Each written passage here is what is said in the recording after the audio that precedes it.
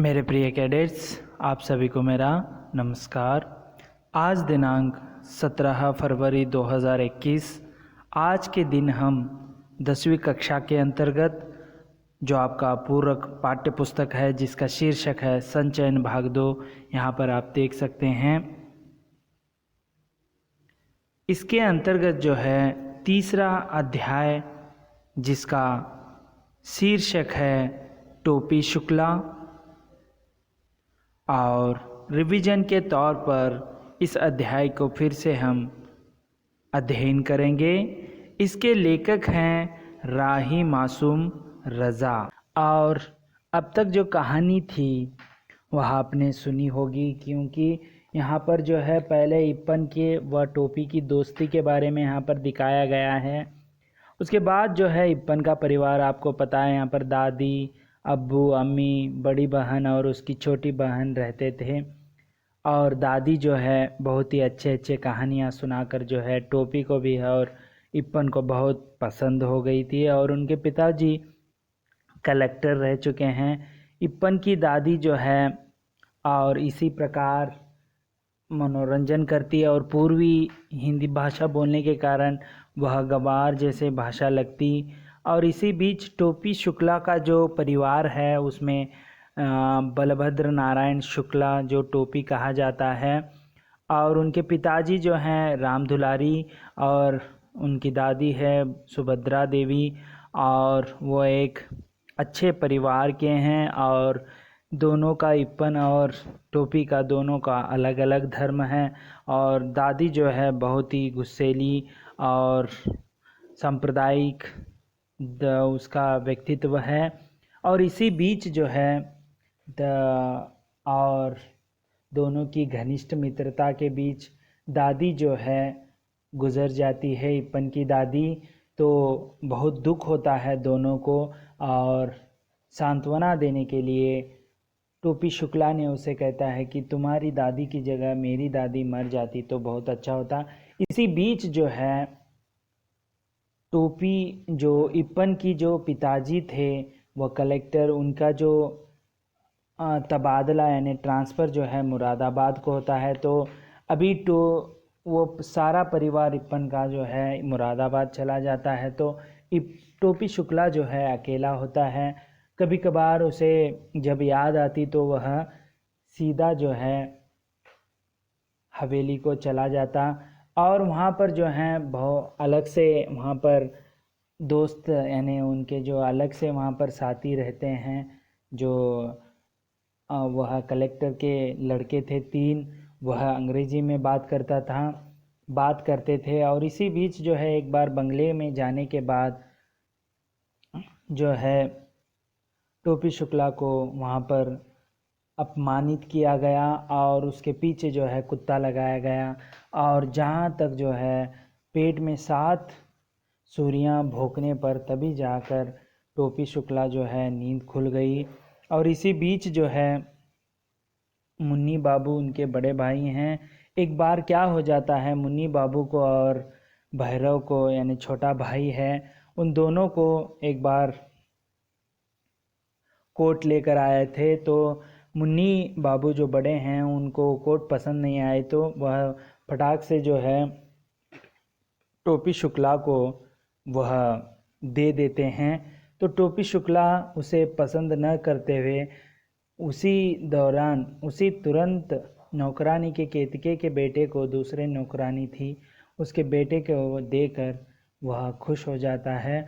तो यह सब देखकर जो है एक बार नौकरानी को दिया हुआ कोट परत नहीं लिया जाता, यह सुनकर जो है उसे मारने के लिए सभी पिटाई करने लगते हैं। जैसे मुन्नी बाबू और दादी भी बहुत गुस्सा हो जाती है। तो टोपी शुक्ला भी जो है उनका जो बातों का उत्तर देते हुए दोनों के बीच जो है बहस चलती है। इसे देखकर जो है राम दुलारी गुस्सा हो जाते हैं और पीटना जो है शुरू कर देते हैं। तो यहाँ तक जो है कहानी हुई थी। चलिए अब आगे क्या होता है हम अभी देखेंगे। तो इसी बीच जो है यहाँ पर देखेंगे अभी जो राम दुलारी ने उसे पीटना शुरू कर दिया। यहाँ तक हुआ था। तो चलिए आगे क्या होता है। तू 10वां में पहुँच गई बाढ़, सीता ने कहा। तू हे दादी हे टर्राव, टर्राव का अर्थ है जबान लड़ाना, बड़बड़ाना। के त ना न चाहिए, किनो ऊ तोहार दादी बाड़ीन।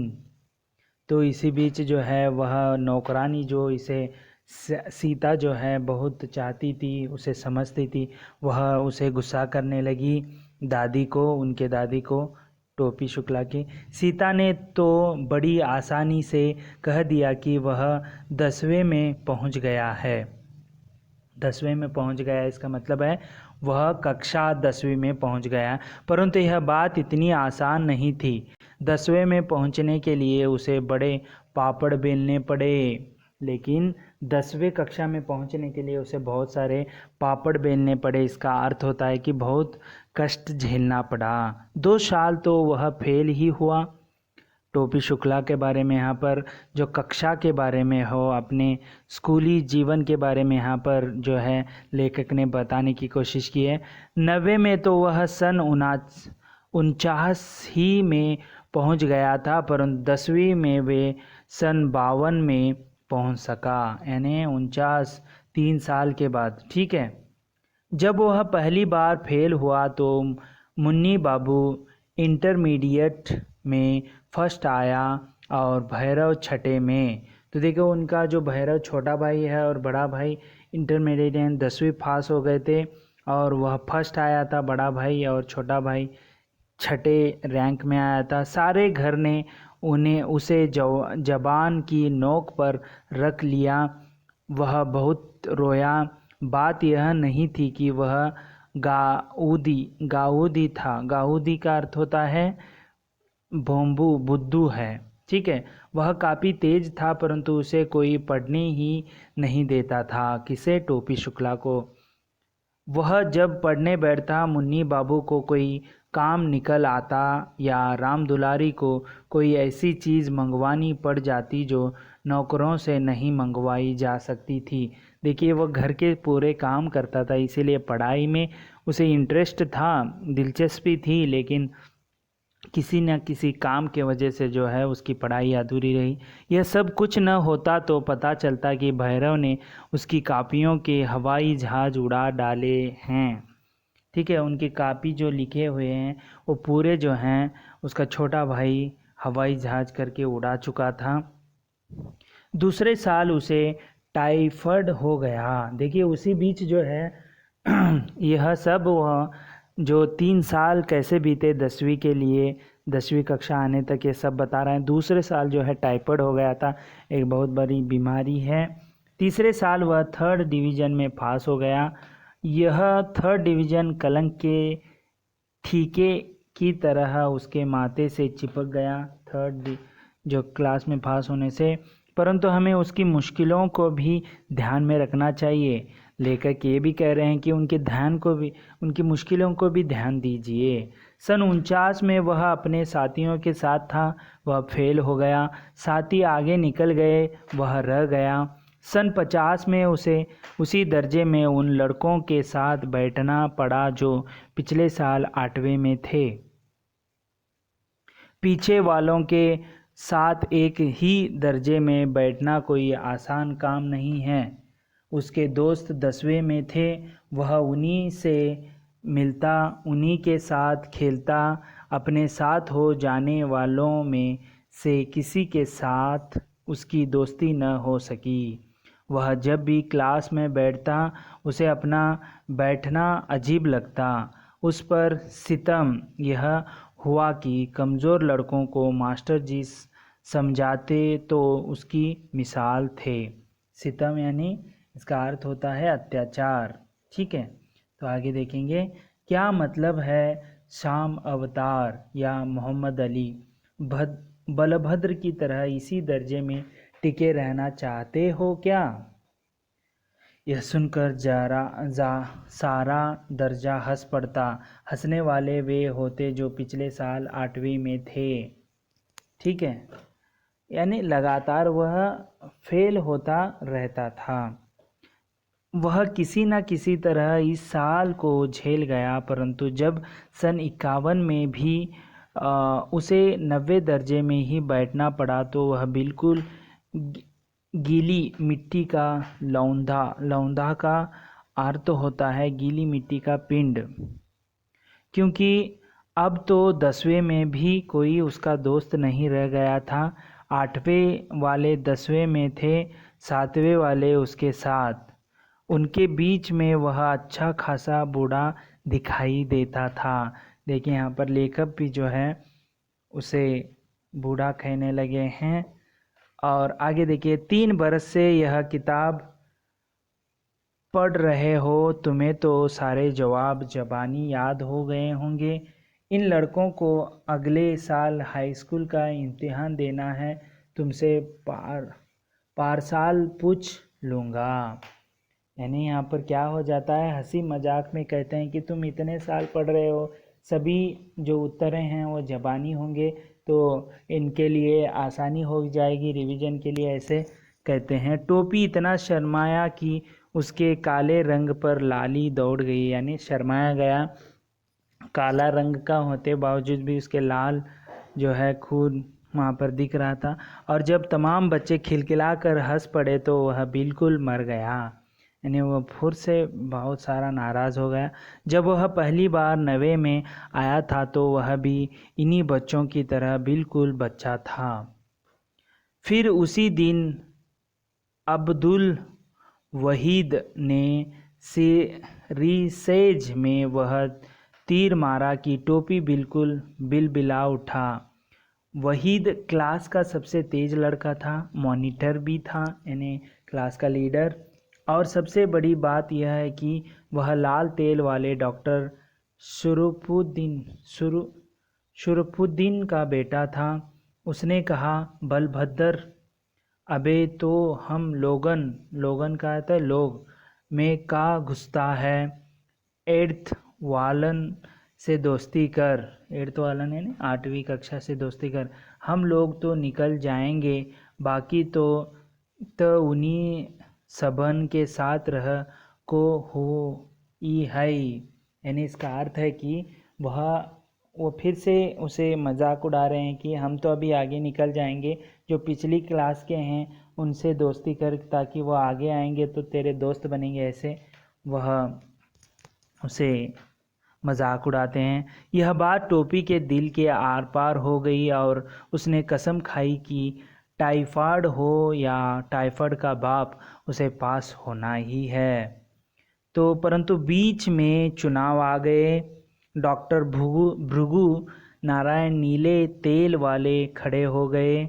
अब जिस घर में कोई चुनाव के लिए खड़ा हो गया हो उसमें कोई पढ़ लिख